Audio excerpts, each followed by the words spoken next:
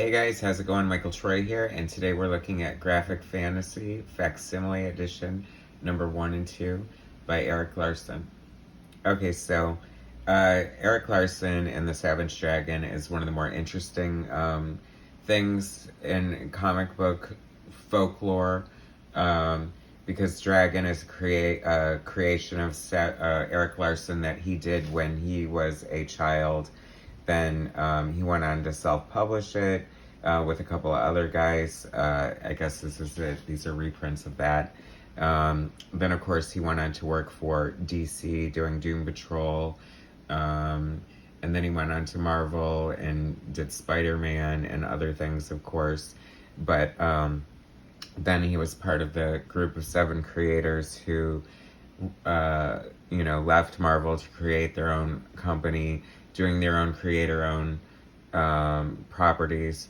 And Erik Larsen started out with Savage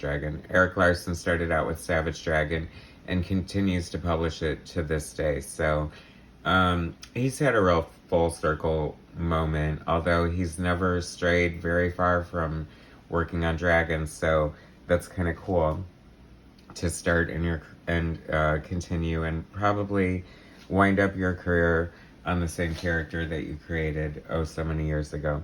So these are reprints of his first foray into self-publishing. They say if you want to break into comic books, a great way to do it yourself is to self-publish, and that way you can prove to companies that you can, do a monthly book or you have what it takes. So it's no surprise that, Erik Larsen self-published. He seems like a real go-getter and willing to put forth all the effort it takes. So these are really cool. I love looking at art by, early art by some of my favorite artists. It's funny, the thing I noticed right away is that I feel like I see a John Byrne influence in here, and we'll see other influences as we go. Obviously artists starting out always are influenced by their other favorite comic book artists. Now this is saying a very special thanks to Wayne and June Greena for getting the 3 of us together. So I think he's publishing this with 2 other guys, but it feels like Dragon is the main focus of this. I don't know why I can't talk today, so just bear with me.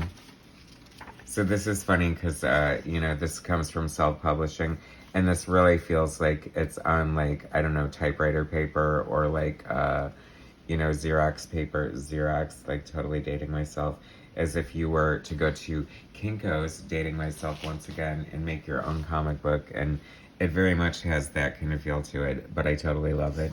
I love that he's using Zipatone. I imagine he's doing everything. I guess I found out recently that Erik Larsen has done some lettering for a few other projects, and so it's kind of cool to see that, because lettering sucks. Lettering is hard. It's like the necessary evil of someone making their own comic books, and I think it's really cool that he is doing his own lettering. So I noticed a Frank Miller influence right here, in these panels. So I'm definitely seeing other influences by other artists. I noticed John Byrne. I can't help but feel that he must have been an influence on Larsen, and I'm sure it is, because he sort of comes up through Larsen's career, famously lampooning Byrne with Johnny Redbeard in a story.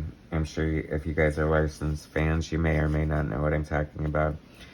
But I love it. I love the dragon's fin, how it used to be short and curl looking like that, kind of weird looking. But just in certain hand gestures and body poses, I see some Byrne influences and just the aesthetic. Like I said, I love that he's using a lot of this Zipatone. And, the foundation for great Erik Larsen comic books is all here. So I think it's great. I mean, this is so solid for a first out self-publishing effort. So I think it's really cool. A lot of different techniques going on, as far as the stippling effect and things like that. good storytelling. I mean, there's not, you know, you don't see a lot of like empty white spaces.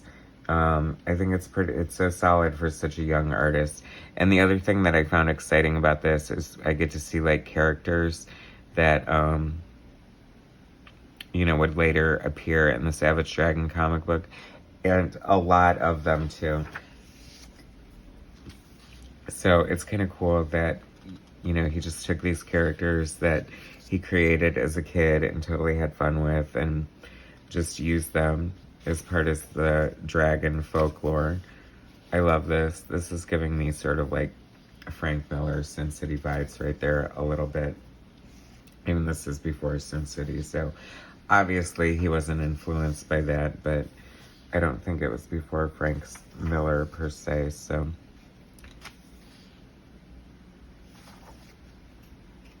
Prism. I love this Prism character. I think that's funny, and I love his logo there. It's like in the form of a prism. I mean, no mistaking that for a prism, right?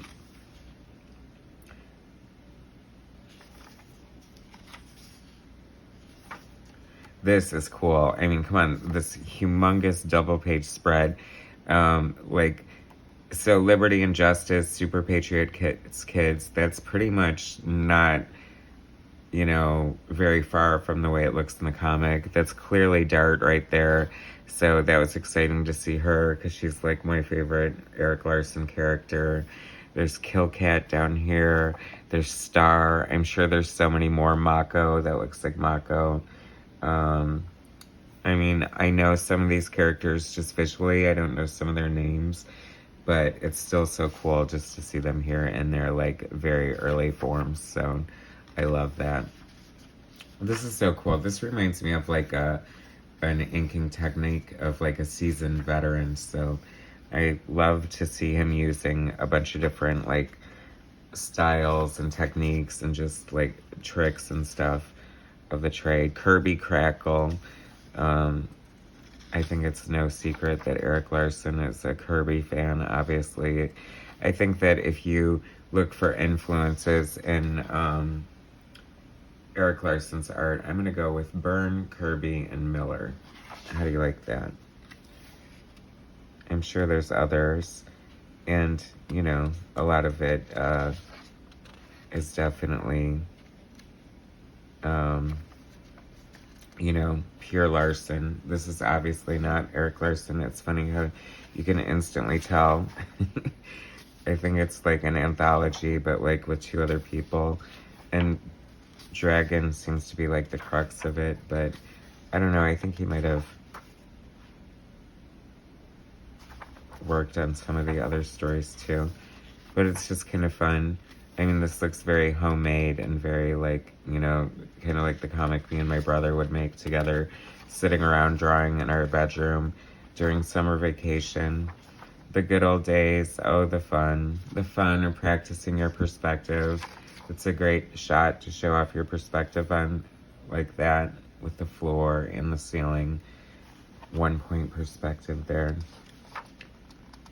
So this is a lot of fun. I think I wish you could see more stuff like this, like creators' first efforts and their stuff when they first started coming out.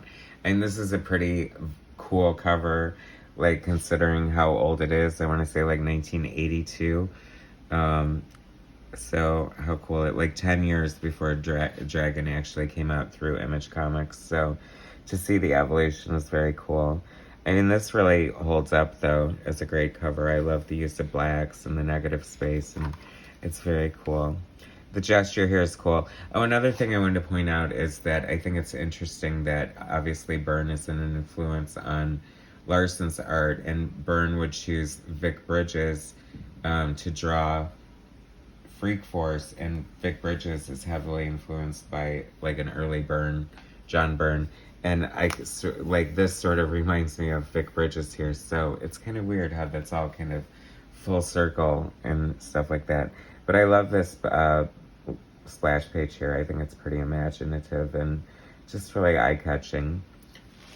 I enjoy Erik Larsen's. Let's see, Erik Larsen Presents. So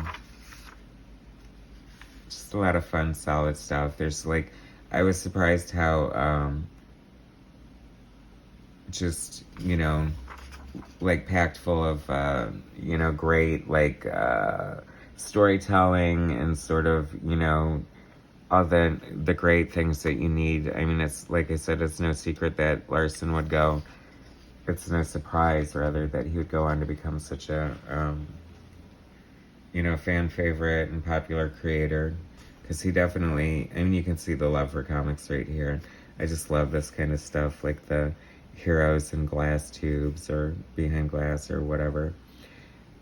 And Dart and Kill Cat, two of my favorite Erik Larsen's creations right there. There's Star in the background. This is just so much fun. I mean, he must have been super young when he did this, so. And there's Mako. I love Mako. He's so fun. King Shark. See, everyone's gonna think Mako's just a rip-off of King Shark, but Mako is like the man. Or the shark, rather. But it's so much fun. If you guys are fans of, like, Erik Larsen, then you definitely should seek out these facsimile graphic fantasy issues showing, like, his first self-published art. So cool. So worth. I mean, this is definitely, I mean, I see so much of, like, even current Erik Larsen in here. Just the way the face is drawn, the eyeballs, the mouth, and just, I don't know, the whole look on his face and everything like that, that just screams Erik Larsen to me. So he's definitely getting closer to, like, where his style would be. But this predates, like, DC and Marvel, so he's got a long way to go, but definitely all the potential is right here, and I think this is so cool. And I'm so glad I got these, because they're so much fun. So definitely check these out. Graphic Fantasy Facsimile Editions, because the originals, apparently, I saw, like, the original of Graphic Fantasy #1 on eBay for $15,000, so go figure. That's a rare find. So get these while you can. They're more affordable.